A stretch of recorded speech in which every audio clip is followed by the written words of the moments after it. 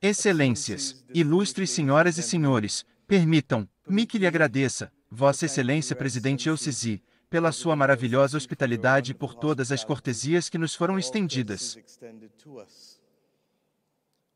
E quero parabenizar Simon Sealer, filho do Caribe, de quem estamos muito orgulhosos, e seu novo papel como diretor executivo.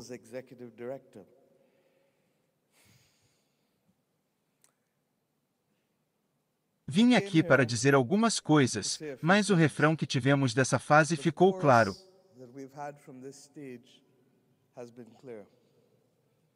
Não preciso repetir que temos o poder de escolha. Todos os palestrantes desta plataforma fizeram isso. Não preciso repetir isso. Este é o policial que precisa de ação. Todos nós, como coro, dissemos isso.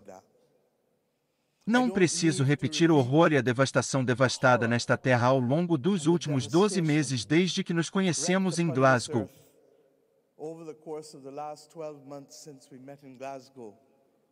Sejam as inundações apocalípticas no Paquistão ou as ondas de calor da Europa para a China, ou mesmo nos últimos dias na minha própria região, a devastação causada em Belize pela tempestade tropical Lisa, ou as inundações torrenciais há alguns dias em Santa Lúcia.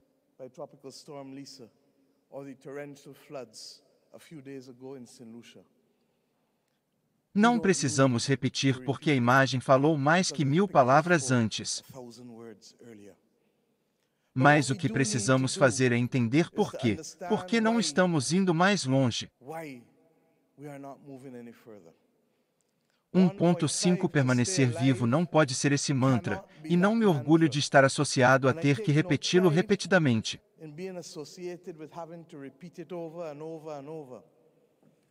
Temos a capacidade coletiva de transformar. Estamos no país que construiu pirâmides. Sabemos o que é remover a escravidão de nossa civilização. Sabemos o que é conseguir encontrar uma vacina dentro de 2 anos quando uma pandemia nos atinge. Sabemos o que é colocar um homem na Lua e agora colocamos um rover em Marte. Sabemos o que é. Mas a simples vontade política que é necessária não apenas para vir aqui e fazer promessas, mas para cumpri-las e fazer uma diferença definível na vida das pessoas a quem temos a responsabilidade de servir parece ainda não ser capaz de ser produzida.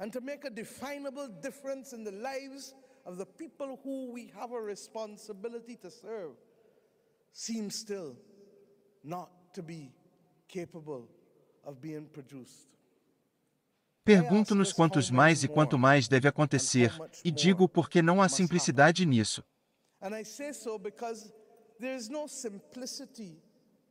Nós entendemos. Eu venho de um pequeno estado insular que tem alta ambição, mas que não é capaz de cumprir essa alta ambição porque a estratégia industrial global que temos tem falhas nela.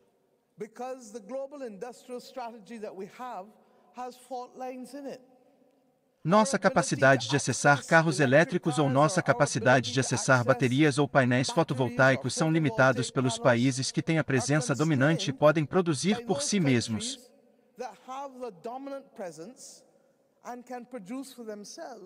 Mas o Sul global permanece à mercê do Norte global nessas questões. Mas não é só porque ouvimos nosso lindo agora falar sobre a diferença no custo do capital para aqueles de nós no Sul global. E pergunto-nos quantas pessoas mais devem falar diante daqueles de nós que têm a capacidade de instruir nossos diretores no Banco Mundial? É que o chamado Banco Internacional de Reconstrução e Desenvolvimento só para o século XX no FMI, que tem isso vem tentando mais do que um Banco Mundial. Quantos mais países devem vacilar, particularmente em um mundo que agora sofre as consequências da guerra e da inflação, e os países, portanto, são incapazes de enfrentar os desafios de encontrar os recursos necessários para financiar seu caminho para a rede zero?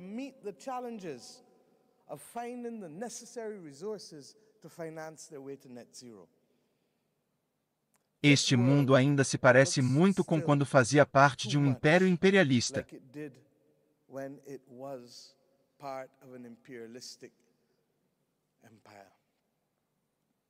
O norte global toma emprestado entre taxas de juros entre 1 a 4%, o sul global de 14%.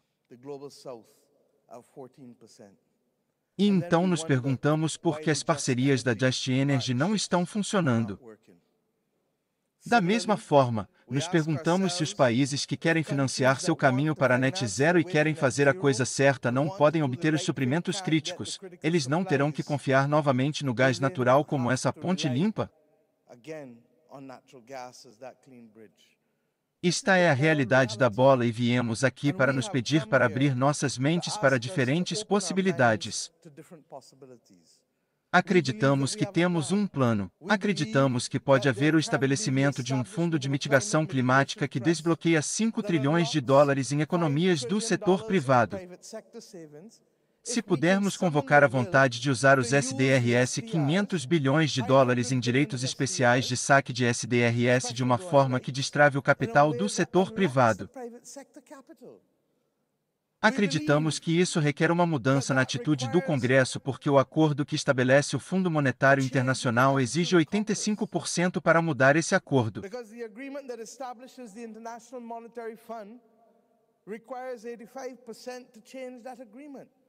E se o governo dos Estados Unidos tem 17% da cota, então isso não pode ser feito, senhor.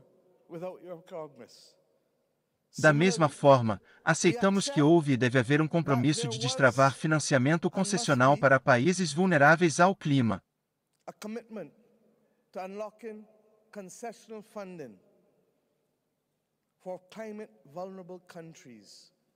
Não há como os países em desenvolvimento que foram formados conseguirem travar essa batalha sem acesso a financiamento concessional.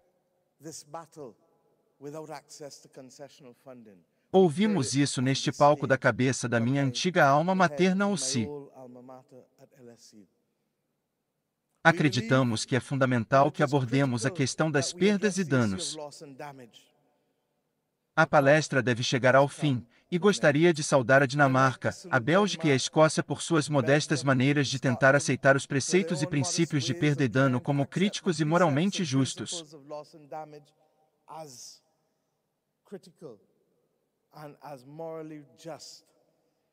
Mas por perdas e danos ao trabalho, acreditamos que só pode ser uma questão de pedir aos Estados-partes que façam a coisa certa, embora devam.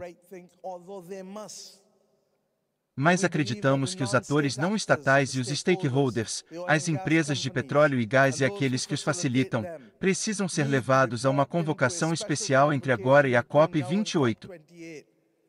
Como as empresas ganham 200 bilhões de dólares em lucros nos últimos 3 meses e não esperam contribuir com pelo menos 10 centavos em cada dólar de lucro para um fundo de perdas e danos, isso é o que nosso povo espera, e peço-nos, ao refletirmos sobre como pode ser um fundo de perdas e danos e quem deve acessá-lo, que convoquemos uma convocação especial que não envolva apenas Estados-partes, mas atores não estatais, como as mesmas empresas.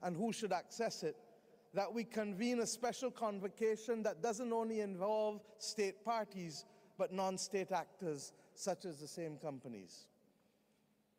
Acreditamos também que chegou a hora da introdução de cláusulas de desastres naturais e pandemia em nossos instrumentos de dívida. Eu disse que se Barbados for atingido amanhã porque temos cláusulas de desastres naturais, Deus me livre, se formos atingidos amanhã, desbloquearemos 18% do PIB nos próximos 2 anos. Porque o que fazemos é efetivamente colocar uma pausa em toda a nossa dívida e colocá-la no final por 2 anos. E coloque no final e nós pagamos esse dinheiro no final. Mas o que temos é a flexibilidade nos 2 anos, um street para abordar questões de danos e perdas. E, por fim, acreditamos que os bancos multilaterais de desenvolvimento precisam se reformar. Sim, é hora de revisitarmos Bretton Woods. Sim, é hora de lembrarmos que aqueles países que hoje se sentam nesta sala não existiam na época em que as instituições de Bretton Woods foram formadas em sua maior parte, portanto, não vimos, não fomos ouvidos o suficiente. E se estamos, portanto, à altura da ocasião de fazer a nossa parte para parar a trágica perda de vidas que vimos nessas telas e o impacto sobre os meios de subsistência que estamos sentindo em todos os nossos países. Depois, é preciso haver um novo acordo com relação às instituições de Bretton Woods e precisamos garantir que elas tenham uma visão diferente de seu apetite ao risco. Que olhemos para os SDRs e que olhemos para outras formas inovadoras de expandir os empréstimos que estão disponíveis de bilhões para trilhões. Meus amigos, o tempo está se esgotando para nós. E sim, temos o poder de escolha. Quando perguntado o que ele deveria fazer quando se tornou presidente da África do Sul, ele deveria seguir um caminho de vingança ou deveria procurar construir um Estado? Nelson Mandela escolheu ser capaz de construir um Estado e manter um país unido. Ele escolheu bênçãos em vez de maldição porque acreditava que isso faria uma diferença definidora. Quando lhe foi dada a escolha de como tratar a Europa do pós-guerra, o presidente Truman estabeleceu o Plano Marshall que fez a diferença definível para os países que foram responsáveis, sim, pela destruição de tanto e pela perda de vidas de tantos.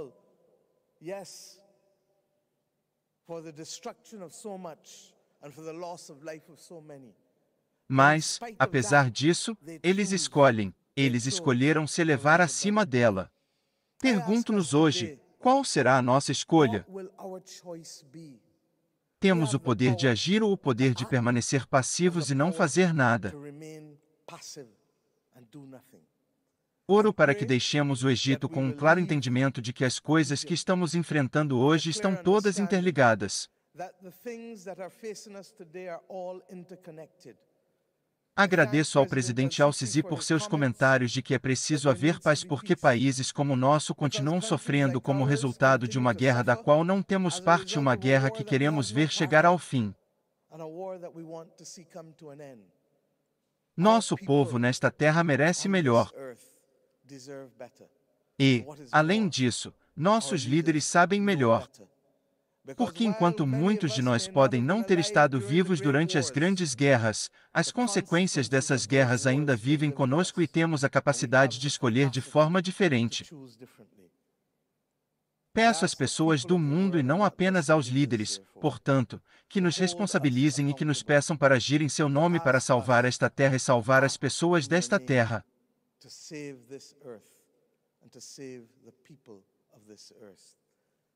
A escolha é nossa. O que você vai fazer? O que você vai escolher para salvar? Obrigada.